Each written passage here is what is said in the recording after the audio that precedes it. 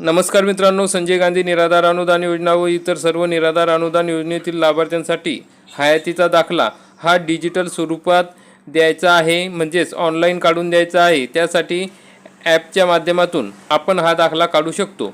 परंतु मित्रांनो, अनेक लाभार्थ्यांना हा दाखला काढता येत नाही, तर त्यासाठी आपले सेवा केंद्र तसेच सेतू सेवा केंद्र, नागरी सेवा केंद्र या ठिकाणाहून हा दाखला अनेक लाभार्थी काढत आहेत। तर त्या ठिकाणी जास्तीचे शुल्क आकारले जात आहे। त्यामुळे सरकारने आता नवीन शासन निर्णय काढून याबाबत 50 रुपये शुल्क घेण्यात यावे अशा प्रकारचा GR काढलेला आहे। तर त्याबाबत आपण सविस्तरपणे माहिती बघणार आहोत। बेनिफिशरी सत्यापन ॲपच्या माध्यमातून आपल्याला हा दाखला काढता येतो। हा आपण आपल्या मोबाईलवर सुद्धा काढू शकतो, ज्या ठिकाणी आपल्याला कोणतेही शुल्क किंवा पैसे देण्याची आवश्यकता नाही।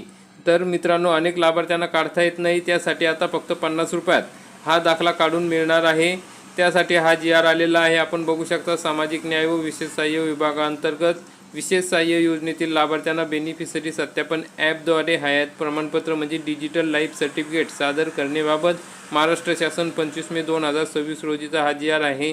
मित्रांनो, या ठिकाणी शुद्धीपत्रक आलेले आहे, कारण की 7 मे 2026 रोजी डिजिटल हयातीचा दाखला याबाबत शासनाने GR काढलेला होता। त्याच्या नियम अटी सगळ्या समजून सांगितलेल्या होत्या।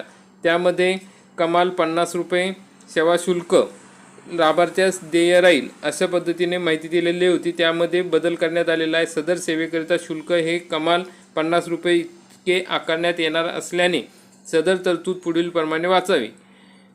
तथापि लाभार्थ्यांनी सदर सेवा सेतू केंद्र, आपले सेवा केंद्र, नागरी सेवा केंद्र या माध्यमातून घेतल्यास त्याबाबतचे कमाल रुपये 50 इतके सेवा शुल्क लाभार्थ्यास देय राहील। तुम्ही या सेवा केंद्राच्या माध्यमातून जर हयातीचा दाखला काढला तर तुम्हाला 50 रुपये सेवा शुल्क देणे या ठिकाणी कंपल्सरी राहणार आहे।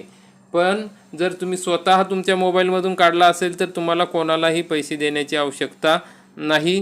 तर तुम्ही जर या सेवा केंद्रावर दाखला काढण्यासाठी गेला आणि तुम्हाला जास्तीचे पैसे मागितले तर तुम्ही या ठिकाणी हा GR दाखवू शकता, म्हणजे त्या ठिकाणी ते तुमच्याकडनं जास्ती पैसे घेणार नाही। तर मित्रांनो, जास्तीत जास्त लाभार्थ्यांपर्यंत हा व्हिडिओ नक्की शेअर करा, कारण की तहसील कार्यालयाच्या मार्फत सुद्धा अशाच पद्धतीनं सूचना आलेल्या आहे। ज्यावेळेस आपण ऑनलाईन दाखला काढू त्यानंतर तहसील कार्यालयात त्याची एक प्रत द्यायची आहे आणि सोबत आधार कार्डची एक झेरॉक्स द्यायची आहे। कारण की मित्रांनो, आपल्याला हयातीचे प्रमाणपत्र हे तहसील कार्यालयात 30 जून 2026 पर्यंत सादर करायचे आहे, तरच आपले पेन्शन चालू राहणार आहे, नाहीतर आपले पेन्शन बंद होऊ शकते।